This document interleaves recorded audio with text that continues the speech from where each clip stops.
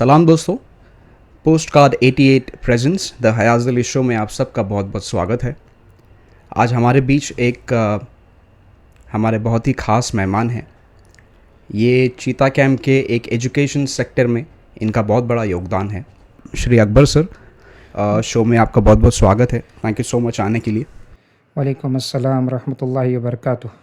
आपका ही बड़ा शुक्रिया हैज़ अली शो का, और जो है ख़ास तौर पर जो है हमारे शाहनवाज़ का भी बड़ा शुक्रिया अदा करते हैं कि आप लोगों ने जो मौका दिया इस शो में आने का। Thank you so much sir. हम आपका एक पूरा जर्नी जानना चाहेंगे, क्योंकि हमारे पॉडकास्ट का एक मकसद ही यही है कि एक स्ट्रक्चर ज़िंदगी का पैटर्न अगर कोई किसी का फॉलो कर ले, जो कि अल्हम्दुलिल्लाह एक मकाम पे पहुंच चुके हैं, तो आई थिंक एक अच्छा एग्जाम्पल, एक अच्छा रास्ता बन जाता है। आपका माइंड फ्री हो जाता है कि मेरे को इसको ही फॉलो करने का है। जी, शुरुआत करते हैं आपके बचपन से सर। ठीक है। मेरा ही जो है एजुकेशन 4th स्टैंडर्ड तक मैं यहीं पर मुंबई में पढ़ा हूँ, म्यूनसिपलिटी स्कूल में पढ़ा हूँ। उसके बाद 5th स्टैंडर्ड से लेके 10th स्टैंडर्ड तक मैंने मेरी पढ़ाई जो की है मेरे गांव से, नेटिव प्लेस से। बेसिकली मैं कोंकण से बिलोंग करता हूँ, कोंकणी हूँ। श्रीवर्धन एक बहुत मतलब जो है मशहूर फेमस जगह है। ये कौन से रीजन में आता है सर? ये रायगढ़ डिस्ट्रिक्ट में है। अलीबाग, रायगढ़। हाँ, अलीबाग। जैसे अलीबाग तो पूरे रायगढ़ का जो है वो हेडक्वार्टर है, तो एक तालुका उसमें आता है रायगढ़ डिस्ट्रिक्ट में, श्रीवर्धन। तो मैं वहाँ से बिलोंग करता हूँ। तो वहाँ से मेरे जो है 10th तक की पढ़ाई हुई, वर्नाकुलर मीडियम से पढ़ा वहाँ पर भी मैं। अंजुमन इस्लाम से मैंने पढ़ाई मुकम्मल की। और मैं उस वक्त का जो है सबसे अच्छा परसेंट स्कोर करने वाला स्टूडेंट मैं ही था। पूरे 25 ईयर्स में 25 साल हो गए थे। मैं जब 10 में था तो सिल्वर जुबली स्कूल की हो रही थी। हाँ, तो 25 सालों में मैंने जो सबसे ज़्यादा परसेंट स्कोर करने वाला स्टूडेंट मैं था, अल्हम्दुलिल्लाह। और उसके बाद जो है मैं मुंबई आया। आगे की पढ़ाई जो है मैंने मुंबई में की। और पीरियड जो मैं गांव में जो था, गांव में मेरा जो पीरियड गुज़रा है पढ़ाई के दौरान, जो काफ़ी स्ट्रगल हुआ है फाइनेंशियली स्पेशली। डैडी तो बीपीटी में थे, तो उनकी पेंशन उस वक्त बहुत नॉमिनल आती थी। तो हम लोग मतलब बहुत मेहनत करते थे, हमारी भाई बहन, और मैं ज़्यादा पढ़ाई में अच्छा था। तो इसके लिए मेरे बड़े भाई और बहन जो हैं वो मुझे चाहते कि भाई मतलब ये पढ़ाई में अच्छा हो, पढ़ाई ही करे। कंडीशन ऐसी थी कि मेरी फ़ीस जो थी वो मेरे पड़ोस में हमारे मरहूम इस्माइल उमलकर रहते थे। वो एक ऑर्गेनाइजेशन से उनका ताल्लुक़ था, एक ट्रस्ट से उनका ताल्लुक़ था। तो वो मेरी फ़ीस भरते थे, ट्यूशन की fees 8th standard 9th standard. उस वक्त फ़ीस भी बहुत कम थी। मतलब फ़ीस कितनी रहेंगी आप पूछोगे तो मैं बताऊँगा कि फ़ीस जो थी वो ओनली 60 रुपीज़ थी पर मंथ। हाँ, 60 रुपीज़। जो आजकल मतलब बच्चों को दोगे तो आप बोलोगे भाई ये 60 में भी काम नहीं होगा, बोले 100 रुपीज़ चाहिए डेली एक्सपेंस बच्चों का। Pocket money. तो वो 60 रुपीज़ जो है वो उस वक्त वो देते थे। हमारे भाई बहन जो है वो काफ़ी स्ट्रगल, अम्मी भी हमारी स्ट्रगल करती थी, मेहनत करते थे। और फिर मैंने वहाँ से जो है अच्छा परसेंटेज लेकर आया, तो मुंबई में आया। इनिशियल मतलब कुछ पीरियड के लिए, कुछ सालों के लिए मामा के घर में था मैं। और उसके बाद जो है खुद हमने एक रेंट पर एक रूम लेकर फिर मेरा मतलब जो है ये टीचिंग का जर्नी शुरू हो गया था। कहाँ पे? मुंबई में ए सेक्टर में। ओके। ए सेक्टर से मैंने जो शुरू किया था, टीचिंग शुरू किया था, एक स्टूडेंट से शुरू किया था। मुझे याद है वो स्टूडेंट मैत्री अय्यर एक स्टूडेंट था। ओके। सनातन धर्मा स्कूल है सिंधी कैंप में, वहाँ का स्टूडेंट था। वो मेरा पहला स्टूडेंट था। तो उसी साल में ऐसे बहुत सारे स्टूडेंट्स आए हैं। फर्स्ट ईयर में ही कुछ 14 स्टूडेंट्स हो गए थे। उन 14 स्टूडेंट में इलियास भी एक स्टूडेंट था मेरा, जो भी हमारे क्लासेस में अकबर्स एकेडमी में जो है जी, जो ऐसा है कि बड़ा मतलब जो है ना हमारा मेन जो पिलर है, बिल्कुल। वो भी मेरा स्टूडेंट वो 8th स्टैंडर्ड में आया था। तो फिर वो जर्नी शुरू हो गई। उसके बाद there was no looking back. Okay. अल्हम्दुलिल्लाह। और मतलब मेरा एक सपना भी था कि वो अच्छा एजुकेशन देना है बच्चों को। तो सबसे ऊपर वाले की जो कृपा है, ऊपर वाले का जो करम है जी, कि आगे बढ़ाता गया। नीयत भी अच्छी थी, बिल्कुल। हाँ, तो अपनी नीयत भी अच्छी रहेगी, इंटेंशन अच्छा रहेगा तो ऊपर वाला भी क्या करता है, सपोर्ट करता है। बेशक। दोस्ती के ताल्लुक से आपने ऐसे पूछा कि भी आपके दोस्त वगैरह कैसे थे। जी, तो दोस्ती कैसे हैं कि हम कैसे रहते हैं। देखो कभी ऐसा होता है ना, ज़रूरी नहीं कि आपके सब दोस्त जो हैं बहुत अच्छे रहें। बिल्कुल। हाँ, कुछ जो दोस्त ऐसे होते हैं जो थोड़े मिस्चीवियस होते हैं, मस्ती वाले भी होते हैं। तो मेरे फ्रेंड सर्कल में दोनों टाइप के थे। ओके पढ़ने वाले भी थे और मस्ती करने वाले भी थे। लेकिन ये आपके ऊपर डिपेंड करता है कि आप जो हैं कैसे डील करते हो और कैसे टैकल करते हो। मतलब Absolutely. आपका जो फोकस है, आप फोकस को मतलब अपने डाइवर्ट करते हो, अपने फोकस को डाइवर्ट होने देते हो या नहीं। तो मैंने अपने फोकस को डाइवर्ट नहीं होने दिया। मेरा टारगेट था कि भी मैं अच्छा पढ़ूँ, आगे बढ़ूँ। तो उसके एतबार से दोस्त अभी आज मैं कहूँगा कि मेरे ऐसे कुछ दोस्त भी हैं जो उस वक्त पढ़ने में उतने अच्छे नहीं थे। लेकिन अब उसमें से कुछ, मेरा एक दोस्त है अयाज़, वो एक कंट्री है अफ्रीका में, ओके वहाँ पर बहुत बड़ी पोजीशन में है। हालांकि पढ़ने में उतना अच्छा नहीं था। बिल्कुल आप प्रेडिक्ट नहीं कर सकते हाँ, फ्यूचर। मेरे मतलब जो है मेरा क्लासमेट था, मेरे बेंच पे बाजू में बैठा था और बहुत हंसाता था। ओके हंसा के खुद नहीं हंसता था, ऐसा था वो। वो खुद हंसता नहीं था लेकिन हंसाता था। ओके तो ये एग्जांपल है कि मतलब ज़रूरी नहीं है कि आप अगर स्टडीज़ में स्कूल लाइफ में एक एवरेज हो तो आप हमेशा एवरेज रहोगे, ऐसा ज़रूरी नहीं। सही बात है। एक चीज़ मैं यहाँ पे ऐडअप करना चाहूँगा, थोड़ा सा फ़नी सा किस्सा है बट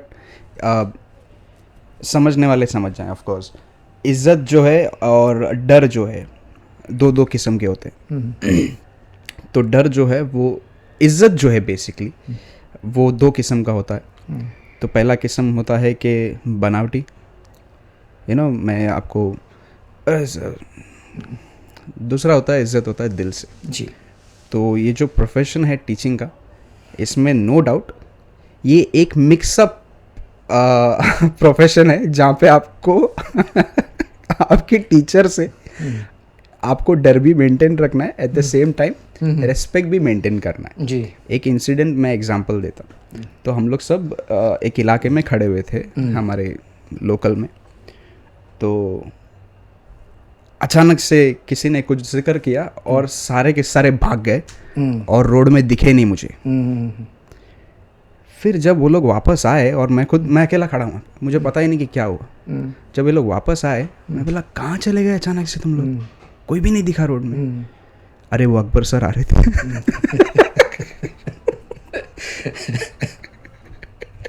अच्छा, आपको याद आया? जी सवाल ही नहीं सर। ये इंसिडेंट को बेस पे रख के मैंने पर्सनली आके मैं बोला ऐसे सर के पास ही मुझे पढ़ना है बोल के मैंने आपसे एडमिशन लिया 10th पे।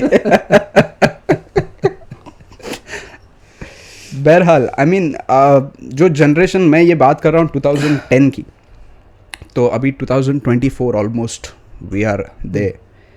तो एजुकेशन के टेक्नोलॉजी में चीता कैम्प ही नहीं, आई थिंक बेसिकली एक रेवोल्यूशन जो है वो बहुत इम्पॉर्टेंट है हर फील्ड में। तो एक रेवोल्यूशन आप लाए अटेंडेंस का, कि बच्चा अगर क्लासेस नहीं पहुंचा या फिर क्लास में पहुंच गया तो वो आईडी कार्ड स्वाइप करेगा या फिर थंब पंच करेगा और वो एक नोटिफिकेशन जाएगा पेरेंट्स के रजिस्टर्ड मोबाइल पे, जी, विच अलर्ट्स पेरेंट्स के बच्चा मेरा क्लासेस में है ये टाइम से ये टाइम और ये सेफ है। तो आई थिंक जो एक डर रहता है, कियोस रहता है माँ बाप के दिमाग में, वो कियोस को ख़त्म किया आपने। जी। तो ये एक बहुत बड़ा रेवोल्यूशन है। नहीं, सिर्फ ये अटेंडेंस के ताल्लुक से नहीं, बहुत सारी चीज़ें जो हैं अल्हम्दुलिल्लाह हमने मतलब जो शुरू की, जी, तो नई चीज़ें, बहुत सारी चीज़ें जो हैं, जैसे पेरेंट्स की मीटिंग, रिज़ल्ट जो होता है, क्वार्टरली रिजल्ट्स होता है, जी, ठीक है। और फिर ओरिएंटेशन प्रोग्राम्स, हम लोग जो हमारे क्लासेज जो शुरू होती हैं स्पेशली 10th और 12th के लिए हम लोग ओरिएंटेशन से स्टार्ट करते हैं और उसके लिए हम लोग हॉल बुक करते हैं। 10th और 12th के पेरेंट्स को बुलाते हैं और पूरे साल में हम क्या करने वाले हैं, बिल्कुल हमारा मतलब सिस्टम क्या रहेगा, क्या प्रोसीजर रहेगा, आपका कंट्रीब्यूशन क्या होना चाहिए उसमें, आपका क्या रोल है, बिल्कुल ये सब चीज़ें जो हैं हम बताते हैं। एजुकेट करना बेसिकली पेरेंट्स को कि ये स्ट्रक्चर कैसा होगा। बिल्कुल, हम जो करने वाले हैं उसके साथ अगर आप मिलोगे, हमारे साथ में रहोगे, तो फिर जो है बच्चे का जो है फ्यूचर है ना, ये बहुत ज़्यादा मतलब ब्राइट हो जाएगा। तो मैं वो पेरेंट्स को ना एग्जांपल देता हूँ। एग्जांपल मैंने सुना था, मैं एग्जांपल पेरेंट्स को बताता हूँ।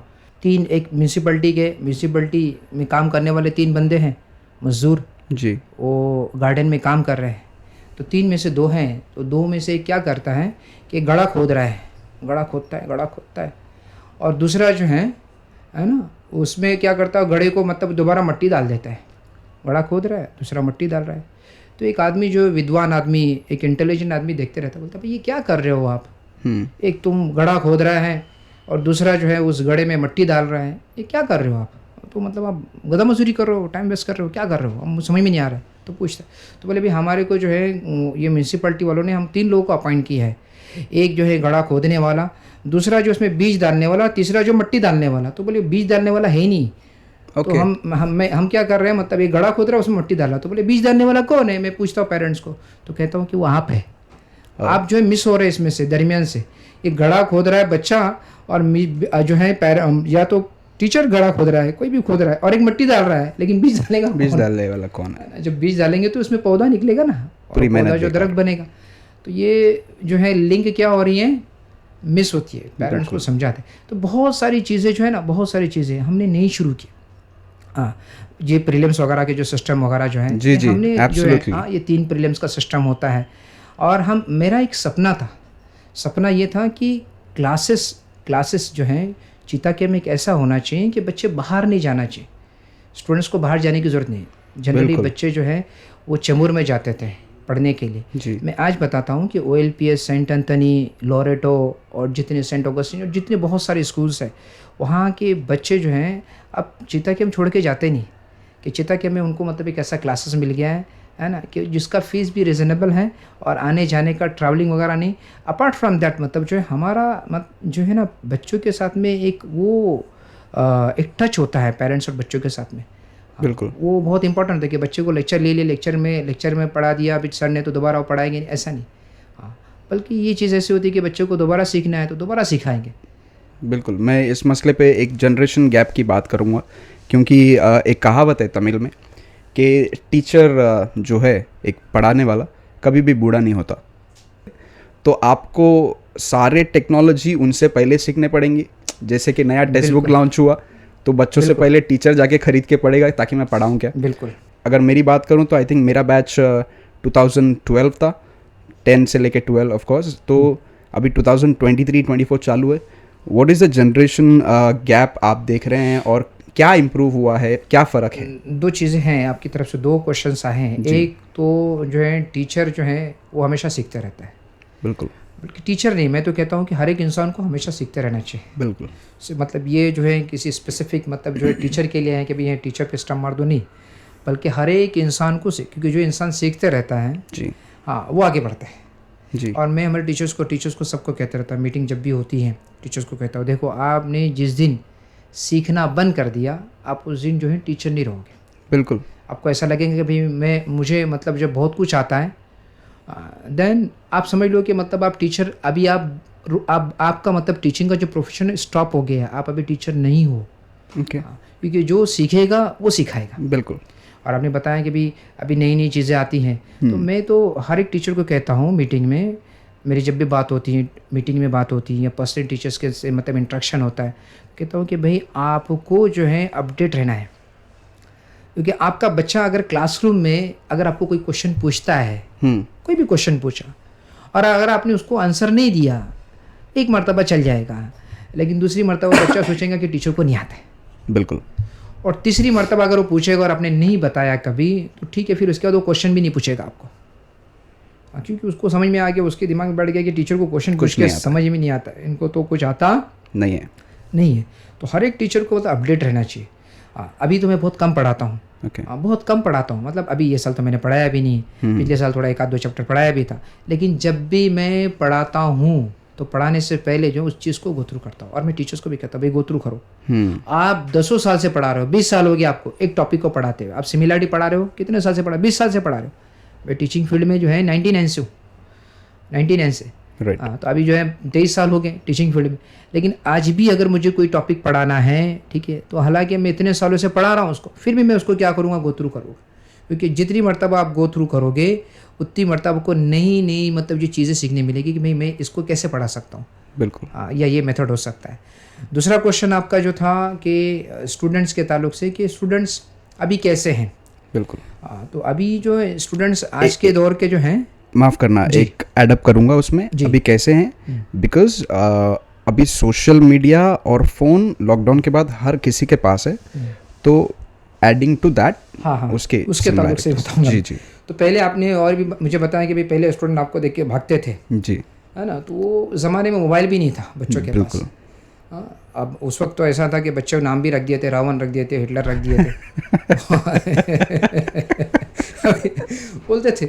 अब ऐसा है ना कि वो उस ज़माने में बच्चों को रिस्पेक्ट भी करते थे, पेरेंट्स भी जो है ना वो ऐसे थे कि भाई आपके पास आपने मारा है तो कोई बात नहीं, आप ही उसको समझाओ, उसको बिल्कुल। आपका हमारा बच्चा आपके पास ही रहेगा। मुझे बिल्कुल। याद है ऐसे 2-3 इंसिडेंट। बिल्कुल। अब इसमें जो है ये पेरेंट्स की जिम्मेदारी बढ़ जाती है कि मोबाइल जो है उसका कम से कम इस्तेमाल होना चाहिए, कम से कम यूज़ होना चाहिए जहाँ पर हो सके। मैं तो कहता हूँ पेरेंट्स को 10 के कि भाई आप 10 में देना नहीं, 12 तक भी मत दो बच्चों को, मोबाइल मत दो। अगर आपको बच्चों को अगर पढ़ाना है, अगर आप इतनी कैपेबल हो, आपके पास पैसा है, आप एक कंप्यूटर डेस्कटॉप ले सकते हो, आप लैपटॉप ले सकते हो, तो बच्चों को उसमें बैठाओ, ठीक है। राइट। हाँ, या तो फिर अगर मॉनिटर आपने मतलब जो मोबाइल दिया है तो आपको मॉनिटर करना पड़ेगा। आपको मॉनिटर करना पड़ेगा, बच्चों को देखना पड़ेगा। हाँ, क्या आप ऐसे बच्चों को मोबाइल दे के छोड़ो मत। आज कैसे हो गया है ना, आप देखते हो कि छोटा बच्चा है 2 साल का है तो उसको खाना खिलाने के लिए मम्मी क्या करते हैं, मोबाइल देते, भाई मोबाइल पकड़ ले और फिर उसको खाना खिलाते हैं। बिल्कुल। तो वो उसको बच्चों को हैबिट हो गई। एब्सोल्युटली। अभी मैंने बीच में वो एक वीडियो मेरे पास आया था गुजरात का। एक मम्मी ने बच्चे से मोबाइल ले लिए तो बच्चे ने पूरे घर का सत्यानाश कर दिया, तहस नहस कर दिया। जितने टीवी वगैरह जितनी चीज़ें थी ना घर की सब तोड़ दिया उसने सब इतना फ्रस्ट्रेशन भरा है। हाँ। ये थोड़ा बहुत कंट्रोल था पेरेंट्स के साइड से कि बच्चों को मोबाइल नहीं देना, लेकिन जहाँ तक मेरा एक्सपीरियंस मेरा तजुर्बा है, लॉकडाउन ने इसे तोड़ दिया। क्योंकि लॉकडाउन में हर स्कूल से जब वर्क फ्रॉम होम या फिर स्टडी फ्रॉम होम, सबसे बड़ा डिसएडवांटेज रहा है ये, सबसे बड़ा डिसएडवांटेज टेक्नोलॉजी का जो है। क्योंकि सडनली ऑल ऑफ सडन जो है ना ये चीज़ आ गई। अच्छा, ये जो ऑनलाइन जो है पढ़ाई एजुकेशन, मतलब इट वाज देयर, ये पहले से था, but in western countries. Right. Western countries में ये चलता था, लेकिन अभी इंडिया में जो है ऑल ऑफ सडन आ गया ये, लॉकडाउन लग गया। अब सबको जो है वो जूम में मतलब लेक्चर्स हो रहे हैं। बिल्कुल। अब आपको मोबाइल और पेरेंट्स को मतलब जो है वो रिचार्ज भी करना है, मोबाइल भी रखना है, वो सब चीज़ें। बहुत से इमोशनल स्टोरीज भी है गांव में, किस ने अपनी गाय बेच के बच्चे को फ़ोन दिलाया है। मतलब उतना डेडिकेशन पेरेंट्स का भी है। एक यूपीएससी स्टूडेंट भी चीता कैंप से नहीं है, इसकी वजह